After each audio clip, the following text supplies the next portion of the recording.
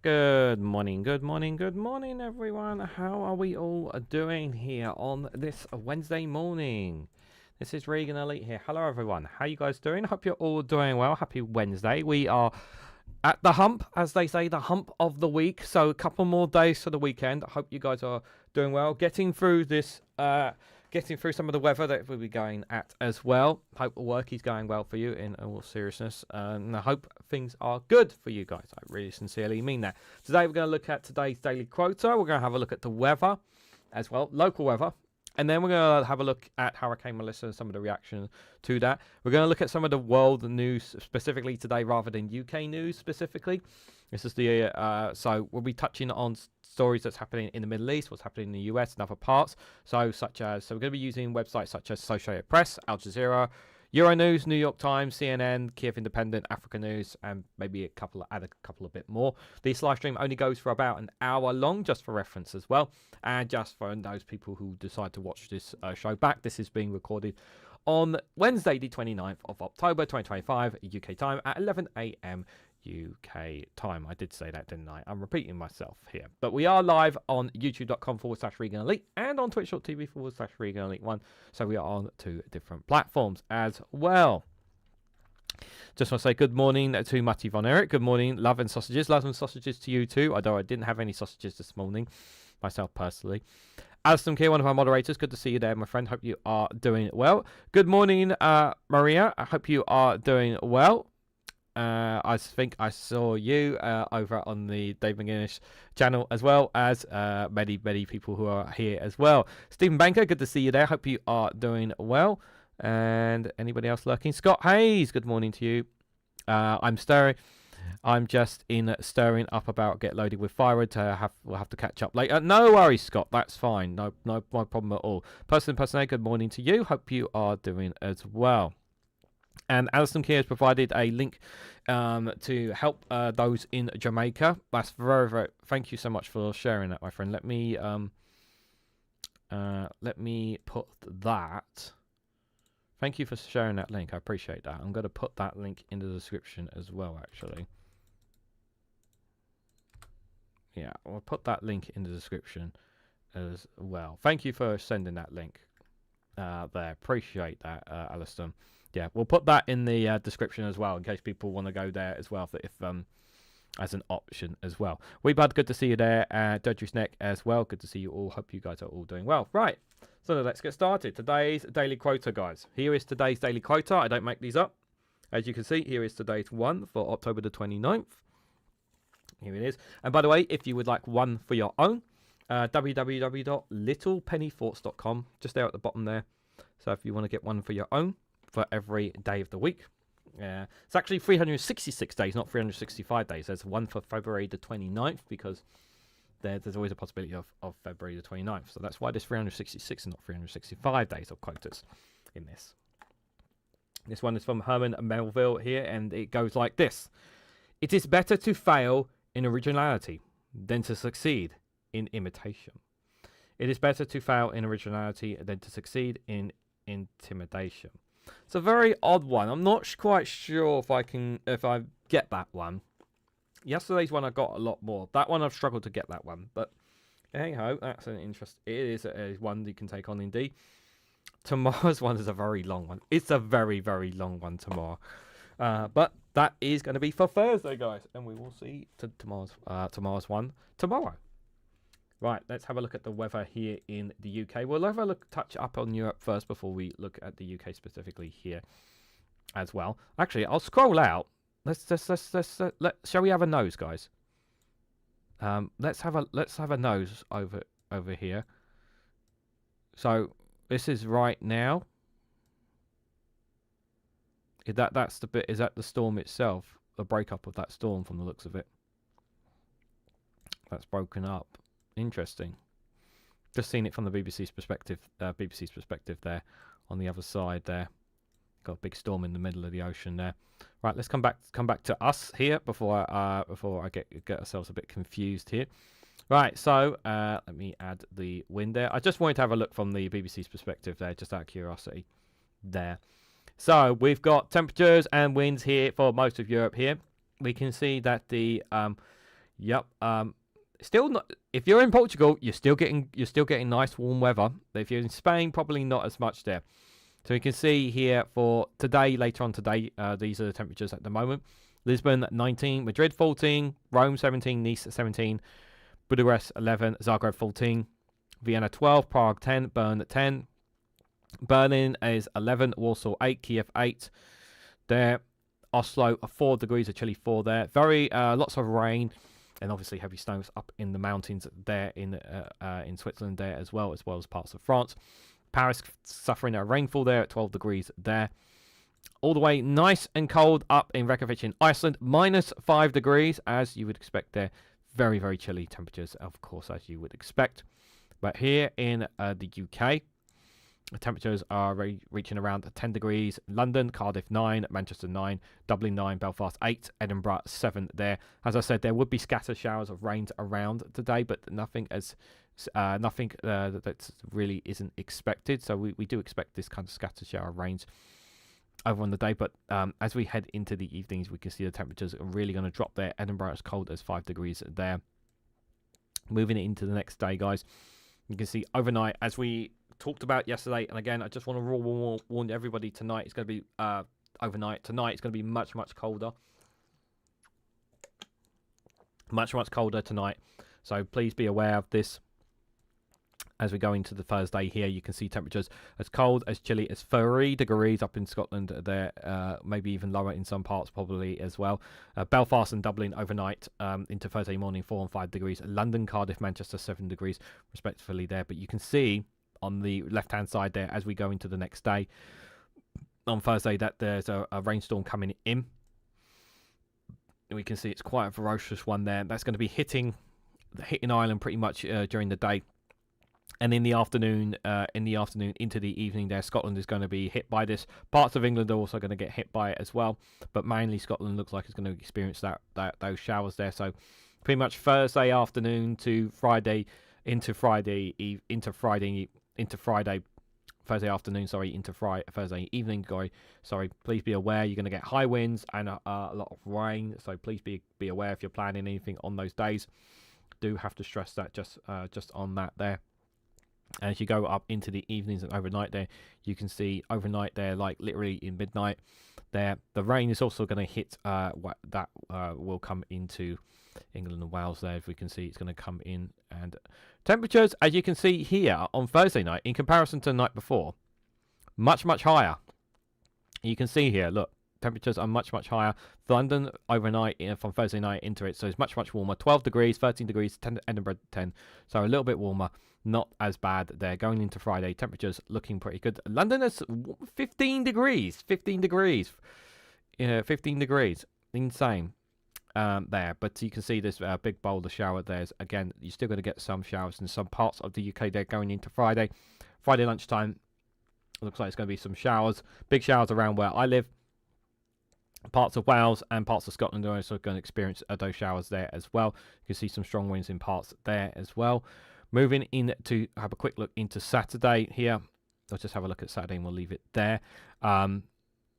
Big showers again coming in. And that's going to hit parts of the UK overnight and then into the day. Some parts will be okay and won't be too affected by the rain. But yeah, it looks like Saturday is going to be like most of the UK is not going to be affected by the rain. It looks like most of it's probably not. But there's always that possibility going into it there. But that's what we are looking at the moment, yeah. So, yeah, tonight, please be aware it's going to be very cold. Please take necessary precautions, guys. I really cannot stress that enough there. But, yeah, the following day, the temperature should come back up again. But, yeah, tonight is going to be very cold, guys. So, please, probably, I would probably recommend putting on the heating for a bit before going to bed tonight. Or if you want to put heating overnight, that's just up to you. I can understand why people are not just trying to heat the bills down, but put the heating on in the run up before you go to bed tonight. Keep the house warm, because it's gonna be very cold tonight. Got the guys. F sakes, tomorrow is the only day I need to be out, says Stephen Baker. Yeah, I'm sorry, my friend. I'm sorry. That's what the weather says. Extra blanket tonight. I would recommend it if you're not putting the heating on. I would recommend it. You will feel it. As you see, their temperatures are going to be as some as cold as 7 to 5 degrees in some parts. So it's definitely going to be chilly. So as you guys know, Hurricane Melissa is making some devastation. For those, there's a couple of I wanted to share a couple of clips before we go to the. I actually want to share some of the clips actually here to see just how devastating it has been, guys. It's been pretty brutal here because I actually grabbed a couple of clips this morning. I just want to share a couple of them here. This is one of many different clips out there of Hurricane Melissa here. So this is the aftermath of it here. This is just a couple of hours ago. The Black River, Jamaica here. Absolutely brutal. Going to take a while for them to get fixed back up. My God, you can see the devastation is absolutely horrific. They've already confirmed that some lives have been lost as well. But yeah, it's absolutely devastating. This, you guys, I showed yesterday on the live stream one of these footages, but we haven't seen this one here. And this is from US Air Force Reserve Hurricane Hunters, flying straight into Category 5 Hurricane Melissa. This was 17 hours ago, capturing an incredible view from inside the storm's eye.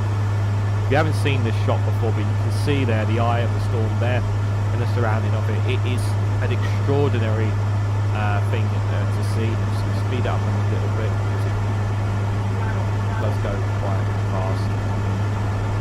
You can just see there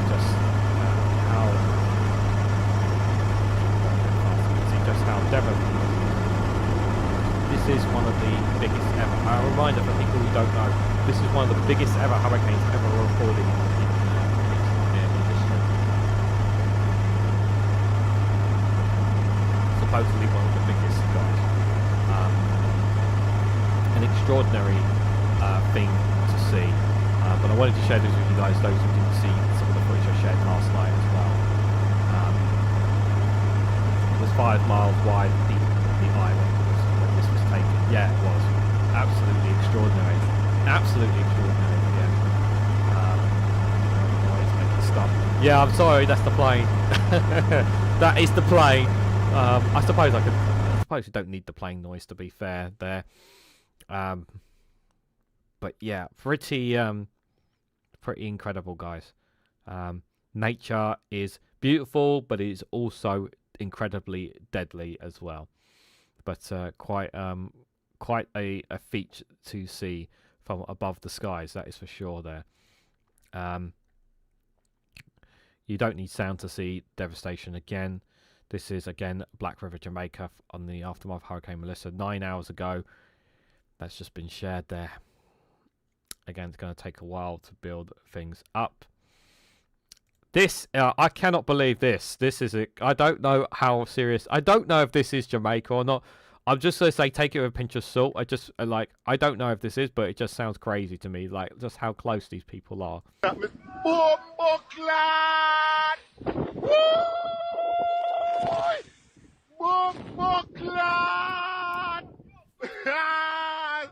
My side in the see that? Yo! Wanna see that, my side? I don't know how legit that is, but I'm going to let you guys make up your mind on this. The next clip is definitely not legit. I just wanted to show this one just for funny, guys. ¿Dónde va tan cómodo, bro? No sé todavía, pero tengo prisa por llegar. ¡Ay, Dios! ¡Qué locura! ¡Vamos, vemos! ¡Cuídate, campeón! I just wanted to share that one. I know it's not Hurricane Melissa. It's not Hurricane Melissa, I can assure you. But I wanted to share that one just because I wanted to. Funny, it is funnier though. You need to have a bit of laughter in all this horrible, horrific thing here. So let's go to the Associated Press, guys, and see what they've got on the front here. So Melissa is a beast among a string of monsters, Atlantic storm scientists explain. Hurricane Melissa makes landfall in eastern Cuba as a Category 3 storm. Photos show Melissa's impact on the Caribbean. US faces more frequent extreme weather events, but attitudes and actions aren't keeping up. I've got some photos here. Here are some of the photos from it. Well, I can't believe that shot there. There are some of the photos here. Obviously, the devastation. Yep, cars trying to get going in the water. Not just Cuba, but Jamaica.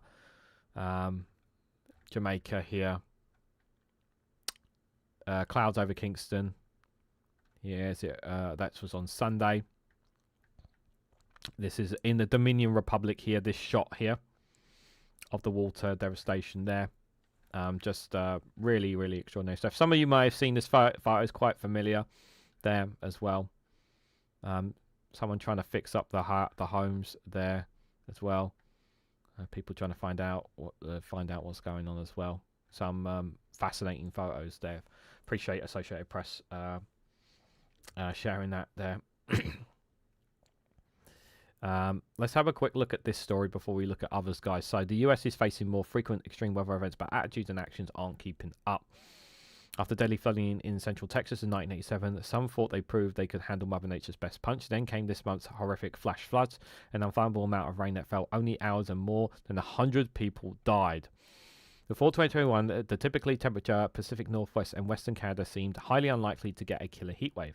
But they did. Tropical Hawaii once felt an ocean away from a drought-fueled wildfires until it wasn't. And many inland North Carolina figures hurricanes were a coastal problem until the remnants of Helene blew in last year. Climate change is making extreme weather events and more frequent and intense according to the climate science and government data. But people in government are generally living in the past and haven't embraced the extreme weather, and is now the norm. To say nothing about preparing for the nastier future that in stores, experts in meteorology, disasters, and health told the Associated Press. Quote, when happens, the climate change is what we used to be extreme becomes average, typical. And that what used to never occur in human lifetime, or maybe even 1,000 years, to become the new extreme. Princeton University climate scientist Michael Oppenheimer said, we start to experience things that just basically never happened before. The 10-year summer average of the National Oceanic and Atmospheric Administration Climate Extreme Index, which tracks hurricanes, heavy rain, droughts, high and low temperatures, is 58% higher than it was in the 1980s. Despite the grim trajectory, society isn't acting with enough alarm, he said. There's plenty of evidence that we sit here and do absolutely nothing with these risks that are coming right at us, and it's like a moving railroad train, and we're standing in the tracks, and then all of a sudden, bam, he said. This was in August the 10th, 2023, Hawaii. Wildfire wreckage as a result of the wildfires. Unbelievable destruction. Although changing climate is the biggest problem, and the way we react or ignore changes could make a bad situation worse, experts said. Marshall Shepard, a University of Georgia meteorology professor who previously served as president of the American Meteorological Society, said people tend to base decisions on how they fared during past extreme weather events, including storms that didn't end up directly affecting them. This leaves them overly optimistic that they will also fare well today, even though storms have grown more fierce. And he points to the Texas flooding.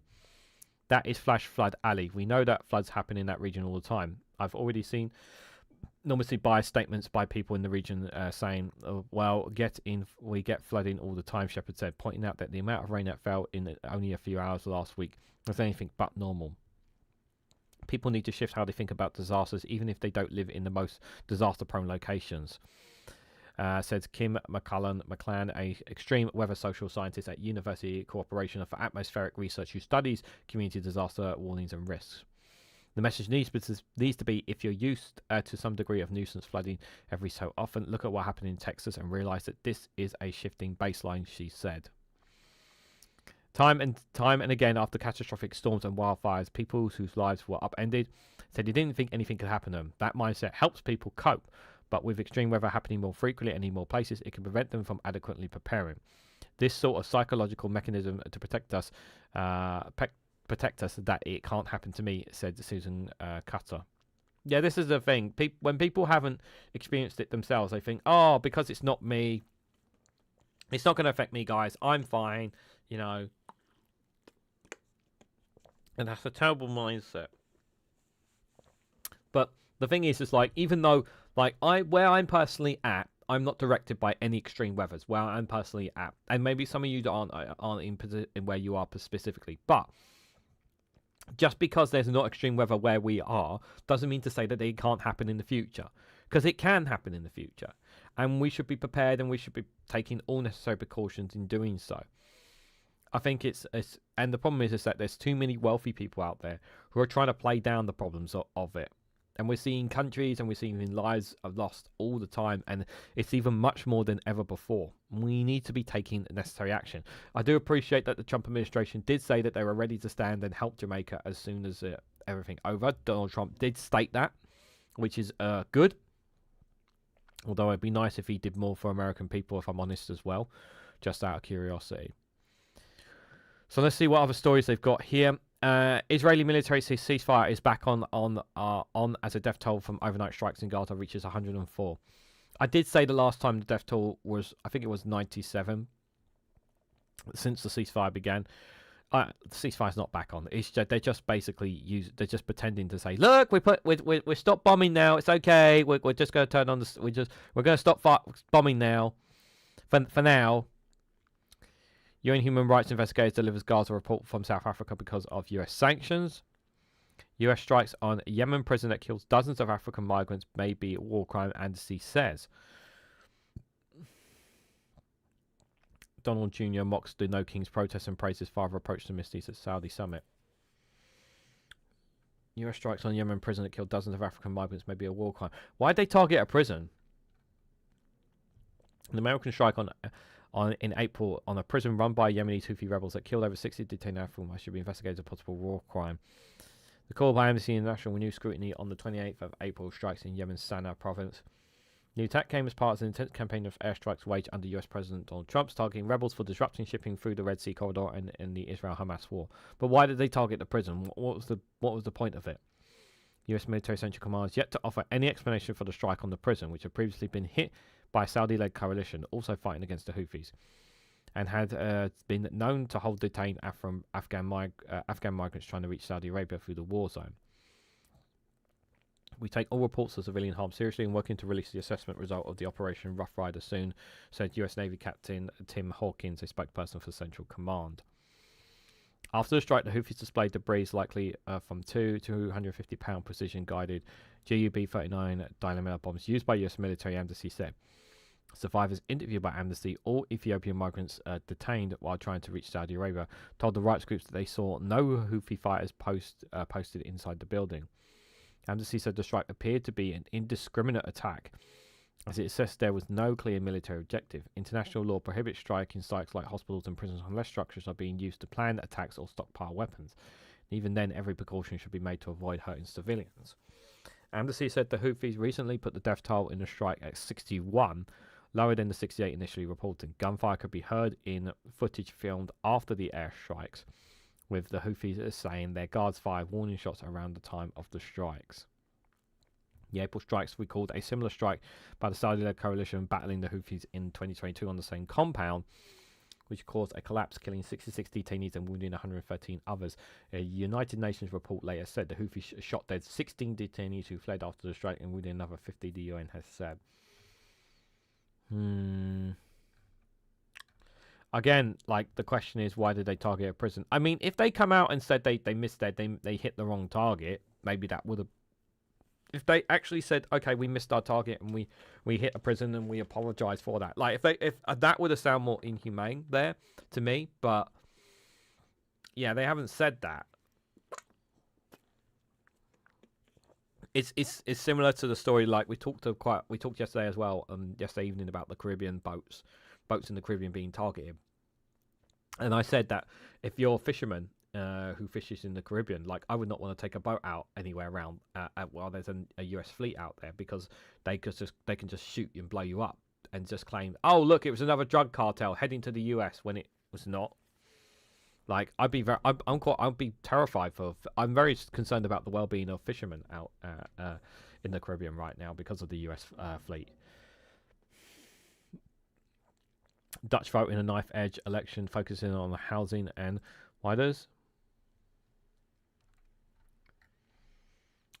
Voters and leading contenders cast their ballots across the Netherlands on Wednesday in a close-run snap election called after anti-Islam lawmaker Geert Wilders brought down the last four-party coalitions in dispute over crackdown on immigration. The campaign echoed issues that resonate across Europe, focusing on how to rein in migrants and tackle chronic shortages in affordable housing. But in a country where coalition governments are the norm, it's unclear if parties will work with Wilders again, even if his party of freedom reprisals its stunning victory from 2 years ago. Mainstream parties have already ruled that out, arguing that his decision to torpedo the outgoing four-party coalition in June in a dispute over migration underscores that he's an untrustworthy partner. It's up to the voters today, Wilders said after voting in the canvas room of the Hague City Hall surrounded by security guards. It's a close call. 4 or 5 different parties. I'm confident. Van Trimmers, of the former European Commission Vice President who now leads the centre-left bloc made up of the Labour Party, the Green Left, took his black Labrador to the polling station in his home of Massachusetts in southern Netherlands. It's going to be so close. Let's hope we come out as first, because that is the only guarantee to avoid a right-wing government, he told reporters. Votes come against a backdrop of deep polarisation in his nation of 18 million, violence at recent anti-immigration rally in The Hague, and protests against new asylum seekers centres. Voting was taking place at venues from city halls to schools, but also historic windmills, churches, a zoo. A zoo? You go to the zoo, guys, to cast your vote. A former prison in Alkmaar and the iconic Anne Frank House Museum in Amsterdam. Well, we'll see how it goes, because, yeah, not. I have a lot of hope for them there. Good morning, Billy. Hope you are doing well, and anybody else who's lurking in the chat, if I haven't said good morning to you. White House urges firing live bombs, not dummies, for Trump's visit to Navy celebration, AP sources said. ICE administration shakes up ICE leadership overhaul across the country in a major overhaul, AP sources have said. Court disqualifies Trump's appointed U.S. attorney from overseeing multiple criminal cases. Vice President Vance says troops will be paid as pressure builds on Congress to end the shutdown. Trump scores golden gifts but no investment dollars during South Korea visit. How climate change has weighed athletes train ahead of the Winter Olympics. The East Wing demolition was jarring, but a White House historian buff sees a silver lining. What's the silver lining? It's been ripped apart. And then Hurricane Melissa, which we've looked at already. That's another footage. It's just the same footage that we've already seen. Any other stories here worth looking at? Nope. Let's switch gears and have a look at from another perspective. I had to spend quite a bit of time there with the Associated Press. Where is the feed? There we go. This is Al Jazeera here. There's the front of Al Jazeera. Death toll from Israel attacks on Gaza rises to 103. Testing fragile truth. Let's see what the latest they're saying here. 13 minutes ago, fear and loss cannot become the new normal under Gaza. Ceasefire, save the children, has said. Save the Children said reports of high casualties among children from Israel. Renewed attacks across Gaza are excruciating and calls for the ceasefire to be respected and upheld. After some weeks of cautious optimism and hopes of rebuilding Gaza, children and families are once again reviving the scenes of fear and loss. Save the Children's Regional Director for the Middle East, North Africa and Eastern Europe said in a statement, "This cannot become the new norm under a ceasefire. A lasting ceasefire must mean safety, relief and recovery for children, not continued suffering. It must be fully respected and upheld. We are pleading to stop this now, protect the ceasefire, protect children and give Gaza families a step towards the genuine peace that they have been waiting for." Yes. But the problem is that no one is reining Israel in. I've said this before and I've said this again. No one is stopping Israel doing what they are doing. That's the problem. Palestinians mourn deaths. Why is there always people trying to bother me while I'm live streaming? Why? Should I answer the door? Reports, records.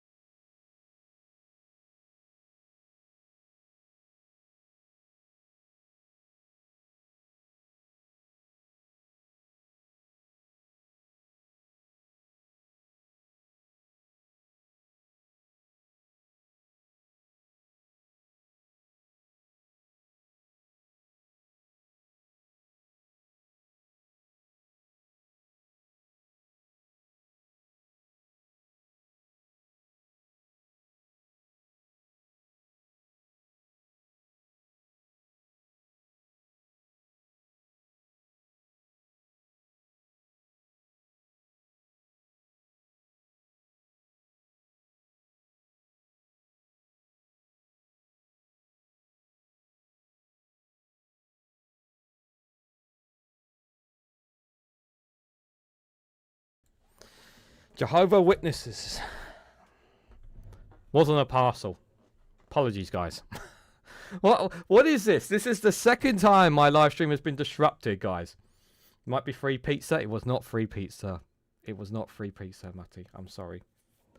Might not even be the pizza that I would have liked anyway. No, Jehovah's Witnesses there. And as soon as I saw them, I was like, oh no. You need a sign for door live streaming. Well, normally there's someone else here with me. Normally. But that person's on holiday, so like it's just me at the moment. Anyways, apologies for the disruption. Let's carry on, guys. Reports record 279 suicide attempts among Israeli soldiers in 18 months. At least 279 Israeli soldiers have attempted suicide over the course of 18 months amid the Israel war on Gaza, according to the new report. Israel's public broadcaster Kan said the report by the Clinic's Research and Information Center showed worrying data regarding suicide attempts among Israeli soldiers between January 2024 and July 2025, 36 of which resulted in death. According to the report, 124 Israeli soldiers have died by suicide from 2017 until July 2025, with 68% of them serving compulsory military service, 21% of them reservists, and 11% on permanent duty. The report indicated a significant increase in suicide cases among reservists since 2023, linking this to an increase in the number of active duty soldiers since the outbreak of the Gaza war. The suicide endemic, which is expected to increase with the end of the war, requires established real support system for soldiers working to end wars and achieve real peace. The government has that sends its soldiers to wars and leaves them to face the consequences alone is working against them. That's really bad. Look, regardless of how you feel about the IDF and what they are doing, and trust me, guys, it's pretty horrible. It is absolutely horrible the way that Palestinians have been treated by Israel, by the IDF, both in the West Bank and in Gaza here. But I think there are, even for some of these soldiers here, I think for some of them, when they see some of the destruction and some of the damage that they do, you know, it can really break you, like mentally. You know, when they've shot children, guys. Okay, they've shot children. They shoot people for fun, for some of them. And how can that not have... am I surprised by this? I shouldn't be surprised by this. But my God, like, it really mess you up. And I don't want to see anyone take their own life here. I generally mean this. I hope that there are bodies in Israel that are doing everything they can to help get these soldiers who have tried to attempt suicide, who are near it, try to help them get out of this hole. I really sincerely mean that. Despite everything that I feel about the IDF and the way that they have conducted themselves, the way the government has acted in all of this, they are responsible for putting these soldiers through this as well. And with some of the orders and decisions that they have made, which is why this numbers are here. Israeli settlers destroy olive trees, steal construction equipment in the occupied West Bank. Yeah, well, I think last week, I think it was, I did a Rumble video about how they raided an area where there were olive trees. And they're doing it again to basically sever any kind of agricultural life that they have in certain parts of the West Bank here. And this is another example of it here. Yeah.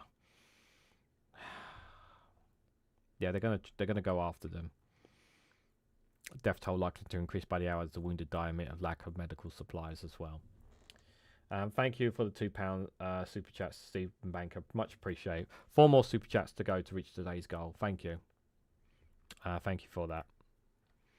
Israel resumes compliance with ceasefire as it continues threats from Hamas. Al Jazeera is reporting from Jordan that it has been banned from Israel and the occupied West Bank. Israel resumes compliance with ceasefire. It's what it is. It's a joke, guys. That's what it is. It's a joke.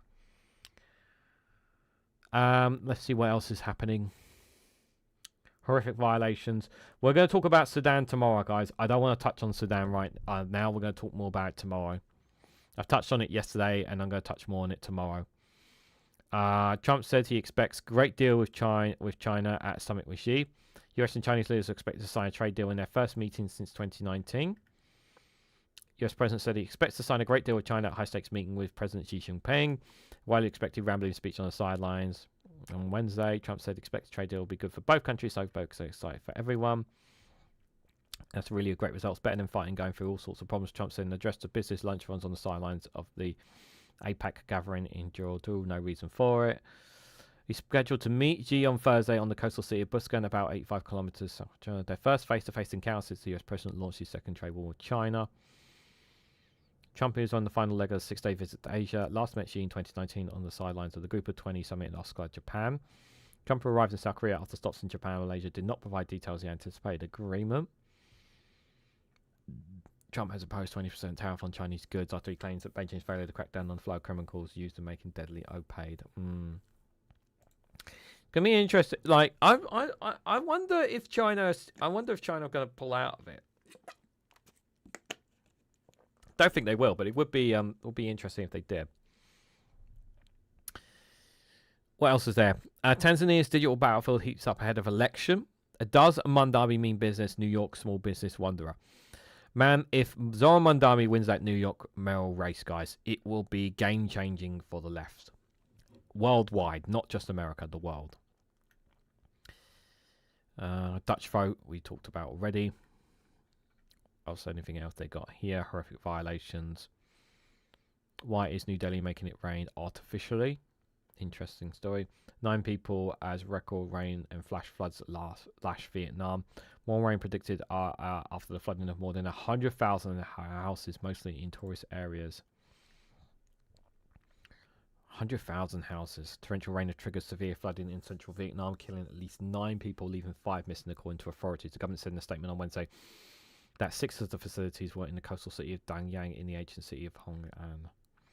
Floods have also injured 11 people, Vietnam Civil Defense Agency said in the report.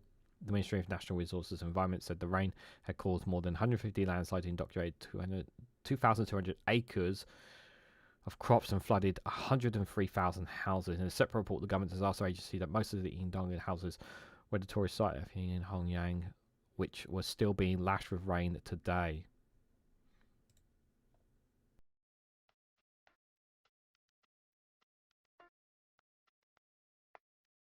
Jesus. This is you, Vietnam. Man, that's bad. My God, look at that.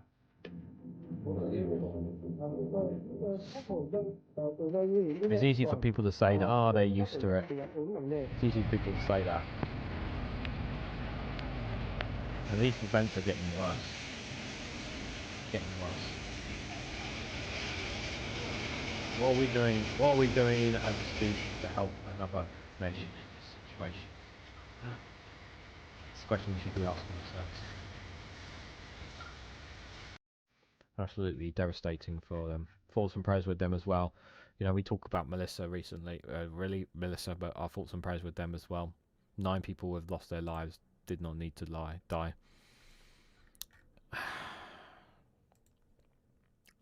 Just a quick reminder, guys, I will be going live again later on today at 8 o'clock for the watch along, which will be looking at lots of different variety clips on X, UK news, world news, all sorts of news. So if you want to join me for that tonight at 8 o'clock, feel free to do so as well. I will not be covering PM Prime Minister's questions in case anyone's curious. I don't know if Max is going to live stream it because he didn't live stream last night, so I don't know if he's going to live stream it today. But Graham Hughes will go live at 12 o'clock if you want to see Prime Minister's questions from his perspective there. Euro news here. Let's have a look and see what they're saying here. Trump gives golden crown in South Korea ahead. Given golden crown in South Korea ahead of the trade discussions. From Moscow to chaos, how Russia unites Germans extremists. Families trapped under rubble after 7-story building collapses in Turkey. Oh my God. The incident took place in northwestern city of Gambia on Wednesday, with officials saying it's unclear whether there are casualties. Okay, they don't know. 7 boys' building collapsed in the Turkish city. Jabo, 5 members of the same family trapped under the rubble. The cause of the building collapse is currently unknown, according to a state-run agency. That's terrible. I just hope it's horrible to hear stories like that.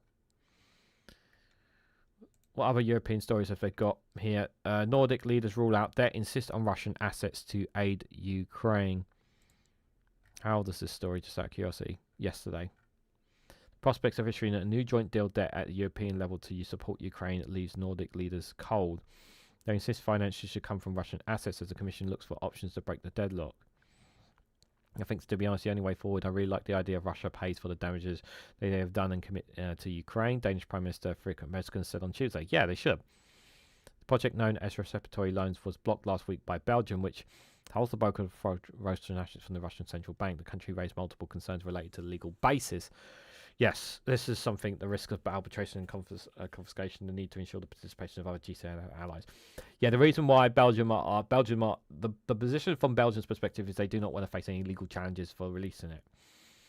They're worried about the repercussions because they're the ones holding the assets.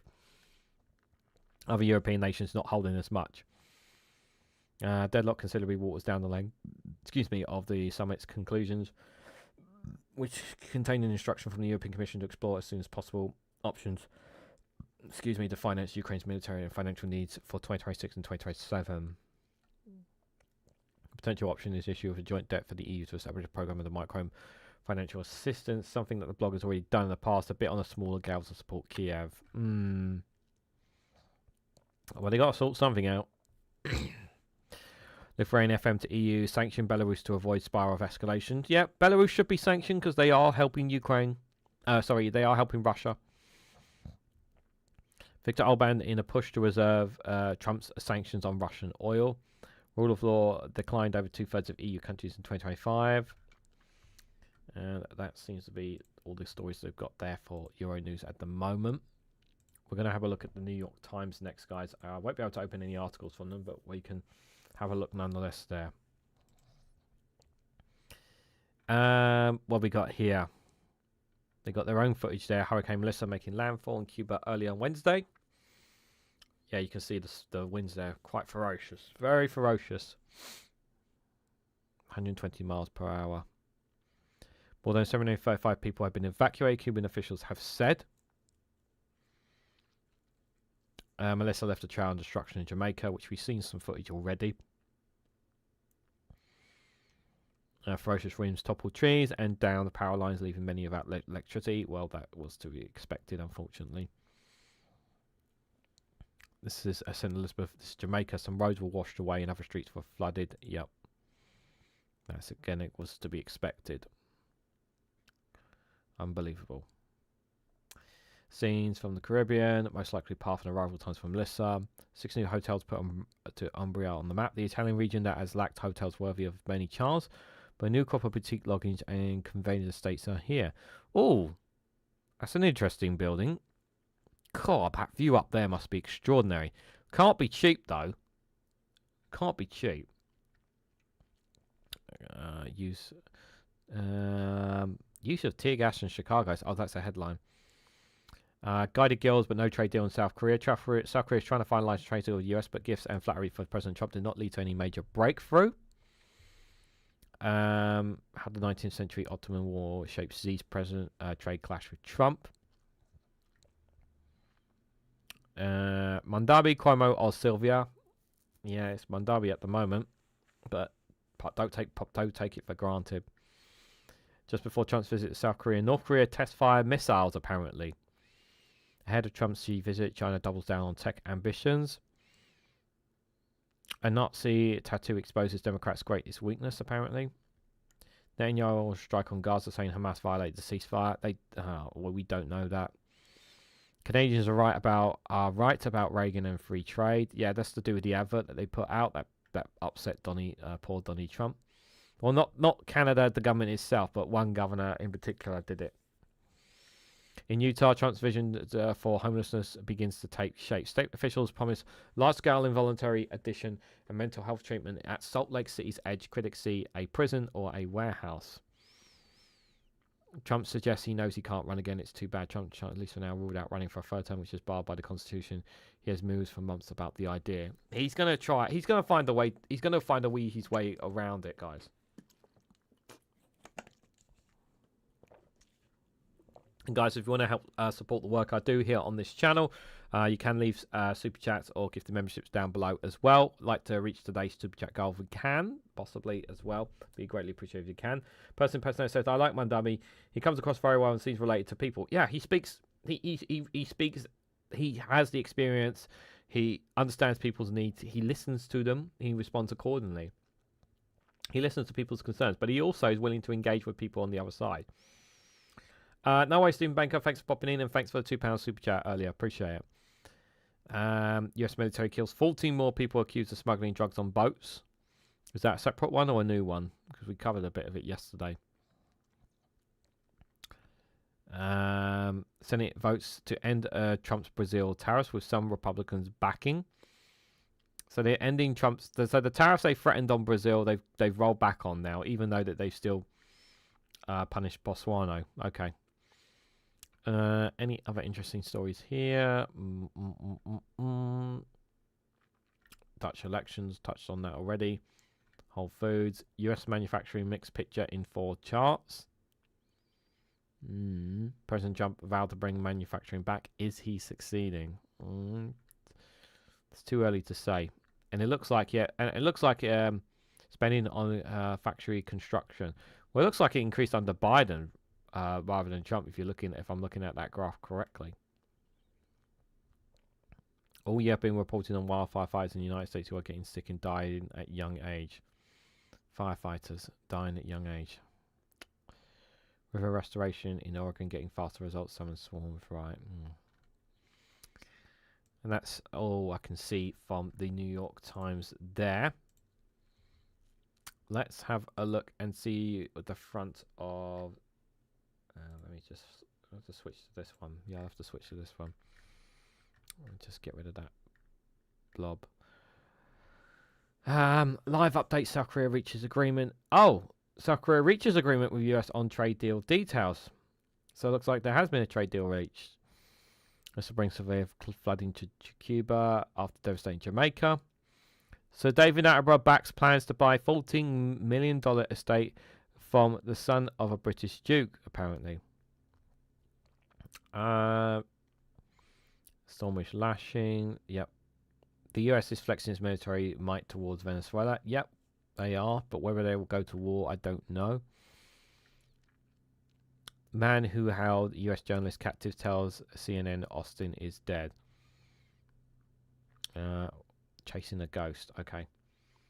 Elderly woman found dead on tropical island after cruise ship leaves without her. Oh my god. Man, you've got...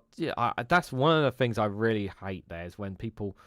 is when they don't... They've got to make sure they get everyone back on board. An American journalist vanished in Syria 13 years ago. His mother never stopped searching for him.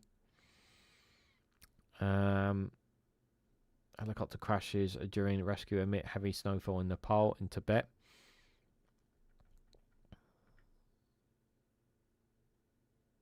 He declared himself the youngest president in the world, then he was deported.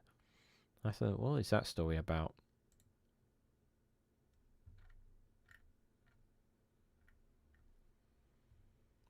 That's not too sure. I'll have to read up on that one. Florida man executed for the 1998 rape and murder of his neighbor. Trump says it's pretty clear he's not allowed to run for a third term. Yeah, he knows the rules, but we know he's already bending the rules.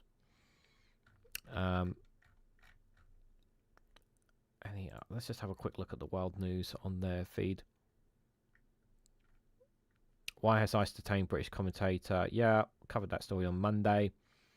Blah blah fear as rebels trap thousands in Sudan City. We're going to cover that tomorrow. Not a lot of stories there that we haven't already seen. Let's have a look what's happening in Ukraine, guys. This is the Kiev Independent feed, guys, here. So Ukraine's military retracts claims that Russian troops entered the outskirts of Moscow's Donetsk and Blast. Spokesperson communications have fully reported on 28th International that troops are on the outskirts of the town where street fighting is ongoing, apparently, there. Ukraine attacks 2 oil depots, destroys military equipment in Russian-occupied Crimea. SBU source confirms Ukrainian drones target oil depots in the city of Semipol and the village of Hoskovy in Russian-occupied Crimea overnight on the 29th of October. The Crimean Wind Telegram channel have reported. Former Niska mayor charged with neglect over handling of deadly floods. The past Putin can't let go. 3D Gripen jets are coming to Ukraine. Here's how they can impact the war. A web of drones and infiltrating infantry Russian troops overrun Kuspes there. 18-year-old Russian singer fined for discrediting military still in police custody over new pending charges, apparently. Ukraine's ex-grid operator chief detained a week after a raid on home he called politically motivated. Yeah, there's still rife with corruption, Ukraine. Ukraine said it struck 2 radar stations yesterday, launched pad for missile systems. HUR releases a video of it. Russian troops outnumber Zelensky 8-1 in Pokrovsk sector, Zelensky says as well. India partners with sanctioned Russia firm to produce passenger aircraft. You can't stop trade between the 2 countries, Donny. You can't stop it. UN accuses Russia of using drones to hunt civilians near the front lines and force them from their homes. Yeah, well, we know that they're targeting civilians. We know that's been happening. Ukraine reportedly strikes oil refinery chemical plant in western Russia. Zelensky orders Ukraine to begin exports of controlled arms next month as well. I've seen any other stories on the right here. They stopped giving the general for the daily number as well. It looks like they used to give it every morning. Now they're not giving it anymore. Yeah, they've stopped giving it on the feed here. Every day they used to give a feed of the numbers of Ukrainian armed forces. They've stopped doing it now. That's interesting. They used to give that quite every now and then on the channel as well. Interesting they've stopped that. Got about 8 minutes left, guys. Let's have a look at see what Africa News are saying here. Let me just give it a quick refresh there. Everything goes okay for you later. Indie Duck Melly. See you tomorrow in a better place. Where are you going, Indie Duck? If I missed what you were saying. Need a sign for the door. Live stream in progress. Yeah. More displaced people suffering through weather. Total calamity. Yeah, it is. It is. So I mean, there's lots of weather events that happen around this time as well. But we don't touch on it because it doesn't affect us, or because of the mainstream media tries to make us think about certain things because of its other parts of the world. Oh, it doesn't bother us. That's the way the mainstream media looks at it. Tensions mount in Cameroon as Biya secures 8th term amid disputed result. It is disputed. I dispute the result. I dispute the result. He did not win this election. He rigged it. Okay? Come on. Like, you cannot tell me this guy who has been president longer than I have lived, you can't tell me this is fine. Tension continues to grip Cameroon following the announcement of the presidential election results that handed 92-year-old President Paul Biya a new term in office. The days leading up to the official proclamation were marked by violent clashes in several towns, leaving casualties among civilians and security forces. The Minister of Territorial Administration, Paul Atanganji, said protesters wreaked havoc in a number of localities as anger mounted over alleged electoral fraud. He confirmed that some demonstrators lost their lives in confrontations with security forces, while several officers were seriously injured, though without providing specific figures. Shortly after being declared winner, Biya expressed sympathy to the families of those who unnecessarily lost their lives in the unrest. His message, however, did little to quell anger among opposition supporters who insist the election was neither free nor fair. Prominent opposition candidate Issa Chiroma Bakari, who had earlier declared himself the rightful winner, once again rejected the results released by the Constitutional Council. He condemned what he described as truncated results designed to offer Biya a fictitious victory, urging his supporters to mobilize against what he sees as electoral theft. Civil society organizations have echoed similar concerns. A coalition of 8 local groups reported irregularities ranging from the inclusion of deceased persons on voters' lists to unequal access to ballot papers and attempted ballot box stuffing. Yet, in contrast, the African Union Observer Mission offered a more positive assessment, saying the vote was largely conducted in line with regional and international standards. The political context comes at a time when many Cameroonians, especially youth, are demanding change. Despite its oil resources and modest economic growth, the country struggles with high levels of informal employment. While official unemployment sits at 3.5%, more than half of the young people aged 18 to 35 earn a living in the informal sector, fueling frustration over limited opportunities in a system many feel benefits only the elite. And I agree. It's again another example of another. Yes, the country is rife with corruption. Okay, I accept that the country is rife with corruption, guys.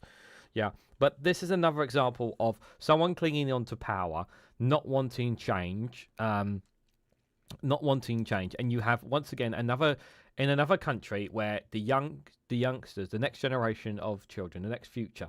For Cameroon, like in the UK, with the next generation again, like it's the same everywhere across the world, where you have another generation of children who are being denied rightfully a proper future for themselves, and this is exactly the same thing here. I think it was a fair free result? No, I don't. I honestly do not think it was a free and fair result. I think it was rigged in his favour. I generally believe that because you cannot tell me that for decades and decades and decades that people have been happy with his rule, that they've been happy with him as president. Like I'm just sorry. I'm generally surprised that there hasn't been a coup here. I generally think that he's, and at that age, you are so easily manipulated at that age as well. When you reach a certain age, you should not be allowed to run as a world leader in any country, for that matter. Like, because your mind will deteriorate when you reach a certain point, a certain age. It just happens. It's natural for your mind to deteriorate. I know nobody likes that, but that's just the reality. The reality is that when you get older, your brain is not as functional as it used to be.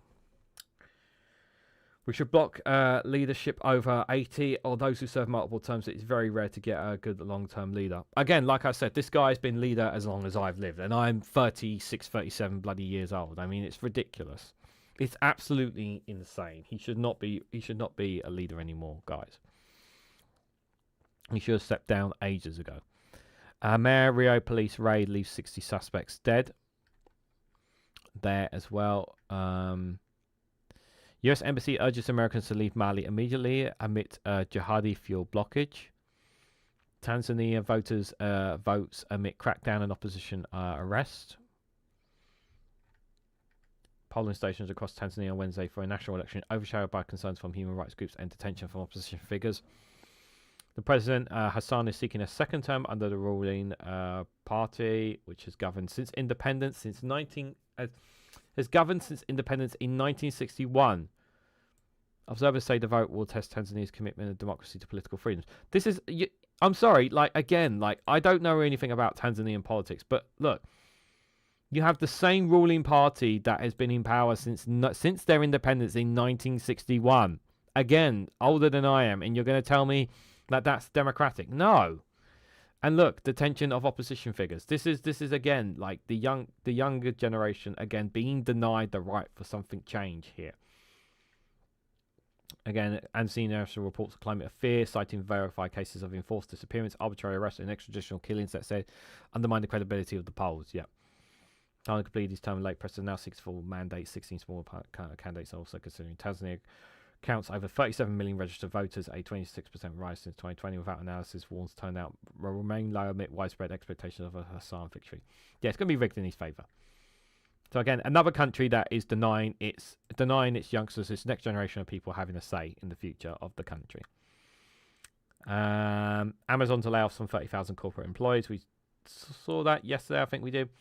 Angola to make bold move to acquire the bound state and make strategic shift as well. Why old presidents still win? Yeah, it's called rigging. That's why. It's called rigging. Right, some interesting stories there to say the least there. And we've hit 12 o'clock. Unfortunately, didn't hit today's Super Chat goal. Hopefully tonight we will. But I want to say a massive thank you to everyone who's come along. Thank you guys for all your comments. It is greatly appreciated. Thank you again, Stephen Banker, for the Super Chat. So that it wasn't completely... it wasn't completely... emptiness. So I really do appreciate that £2 Super Chat, even though it didn't reach today's goal. But I hope you guys found it informative this morning as well. I'll be back again tonight live at 8 o'clock for another watch along show. Do join me for that, as well as be back again tomorrow for another good morning show. We'll be looking at UK news specifically tomorrow for Thursday. Thursday evening we'll be looking at different conflicts such as Sudan, such as Haiti, and other parts of the world as well there. So do have some stuff to do today between now and that live stream. So before you go, guys, if you can, on your way out for me, please hit that like button. Be greatly appreciated. Shares across social media. Consider subscribing to the channel if you haven't already. I would like to get to 2,500 subscribers before the end of the year. We're not far off it, but if you can help me get over that line, it'll be greatly appreciated. Do check out Rumble and Patreon. There's exclusive content dropping on those platforms. Links for both of them down below. And you can also join our free Discord community as well. Link is in below as well. So thank you all so much for watching, and I hope to catch you all very, very soon.